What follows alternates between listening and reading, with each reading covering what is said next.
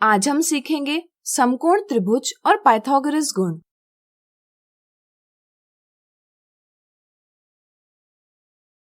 आपने अपने जीवन में कई त्रिभुज देखे होंगे। क्या इन सभी का आकार समान होता है? सोचिए सोचिए। बिल्कुल सही। त्रिभुज भुजाओं के आधार पर एवं कोणों के आधार पर भिन्न होते हैं। जब हम बात करते हैं कोणों के आधार पर त्रिभुजों के वर्गीकरण की, तो हम त्रिभुजों के कोणों की समकोण से तुलना करते हैं। यदि त्रिभुज के सभी कोण समकोण से छोटे हो तो उसे हम न्यून कोण त्रिभुज यानी अक्यूट एंगल ट्रायंगल कहते हैं, और यदि त्रिभुज का कोई एक कोण समकोण से बड़ा हो तो उस कोण को हम अधिक कोण त्रिभुज यानी ऑब्ट्यूस एंगल ट्रायंगल कहते हैं। लेकिन अगर त्रिभुज का कोई एक कोण समकोण ही हो तो ऐसे त्रिभुज को हम एक समकोण त्रिभुज यानी राइट एंगल ट्रायंगल कहते हैं। जैसा कि आप देख सकते हैं, यहाँ कुछ त्रिभुज दर्शाए हैं। वीडियो रोककर ज्ञात कीजिए कि इनमें समकोण त्रिभुज कौन सी आकृतियों में है। जैसा कि आप देख सकते हैं, आकृति 2, 3, 5 और 8 में दर्शाए त्रिभुजों का एक कोण समकोण है, इसलिए ये समकोण त्रिभुज है। लेकिन अगर हम आकृति 1, 4, 6 और 7 की बात करें तो इनमें कोई भी कोण समकोण नहीं है, इसलिए इन्हें हम एक समकोण त्रिभुज नहीं कह सकते। बच्चों, समकोण त्रिभुज में भुजाओं को विशेष नाम दिए जाते हैं। समकोण त्रिभुज में समकोण की सम्मुख भुजा यानी opposite side of right angle को कर्ण यानी हाइपोटेन्यूज कहते हैं। समकोण त्रिभुज में कर्ण सबसे लंबी भुजा होती है। कर्ण से छोटी माप की भुजाओं को समकोण त्रिभुज के पाद यानी लेग्स कहते हैं। ईसा से 6ठी शताब्दी पूर्व एक महान गणितज्ञ एवं प्रसिद्ध दार्शनिक पाइथागोरस ने समकोण त्रिभुज के कर्ण एवं शेष भुजाओं से संबंधित एक महत्वपूर्ण गुण की खोज की, जिसे पाइथागोरस गुण के नाम से जाना जाता है। आइए इस गुण को समझें।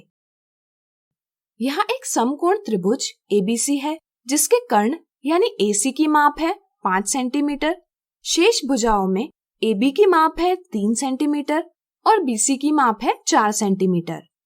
यह समकोण त्रिभुज की एक भुजा की माप है 3 सेंटीमीटर। चलिए इस माप से एक वर्ग बनाएं। जैसा कि आप देख सकते हैं, यहाँ हमने 3 सेंटीमीटर भुजा वाला एक वर्ग बनाया है। हम इस वर्ग को त्रिभुज की 3 सेंटीमीटर भुजा पर इस प्रकार रखेंगे। इसी प्रकार हम 4 सेंटीमीटर भुजा वाला एक और वर्ग बनाएंगे और इसे त्रिभुज की 4 सेंटीमीटर भुजा से संलग्न रखेंगे।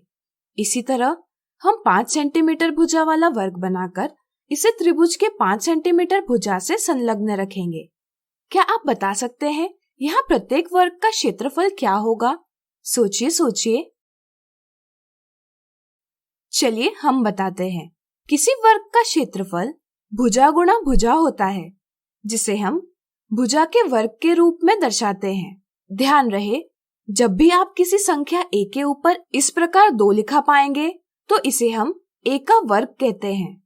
इसका अर्थ होता है कि a का स्वयं से 2 बार गुणन किया जा रहा है, यानी कि 3 सेंटीमीटर भुजा वाले वर्ग का क्षेत्रफल बराबर AB गुणा AB बराबर AB का वर्ग लिखा जा सकता है, जो होगा 3 सेंटीमीटर का वर्ग यानी कि 3 गुणा 3 वर्ग सेंटीमीटर यानी कि 9 वर्ग सेंटीमीटर। इसी के साथ यह भी ध्यान रहे कि यह 9 वर्ग सेंटीमीटर क्षेत्रफल से हमें पता चलता है कि इस वर्ग में हम 1 सेंटीमीटर भुजा वाले कुल 9 वर्ग बना सकते हैं। साधारणतः किसी आकृति में हम 1 सेंटीमीटर भुजा वाले कितने वर्ग बना सकते हैं, उसी को हम उस आकृति का क्षेत्रफल कहते हैं। अब चलिए 4 सेंटीमीटर भुजा वाले वर्ग का क्षेत्रफल ज्ञात करें। यह भी हम कह सकते हैं कि 4 सेंटीमीटर भुजा वाले वर्ग का क्षेत्रफल BC का वर्ग बराबर 4 सेंटीमीटर का वर्ग बराबर 16 वर्ग सेंटीमीटर है।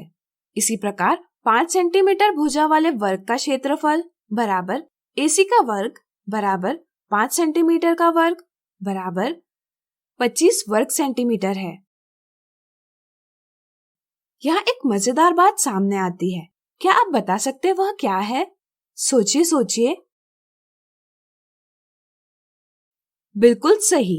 यहाँ हम देखते हैं कि 9 वर्ग सेंटीमीटर धन 16 वर्ग सेंटीमीटर बराबर 25 वर्ग सेंटीमीटर है। या इसे ही हम भुजाओं के वर्ग के रूप में लिख सकते हैं। AB का वर्ग धन BC का वर्ग बराबर AC का वर्ग। यह समकोण त्रिभुज के कर्ण एवं शेष भुजाओं के बीच एक रोचक संबंध है। शब्दों में हम कह सकते हैं कि किसी समकोण त्रिभुज में कर्ण का वर्ग बराबर उसकी शेष भुजाओं यानी पादों के वर्गों का योग है। इसे ही हम पाइथागोरस के गुण से जानते हैं।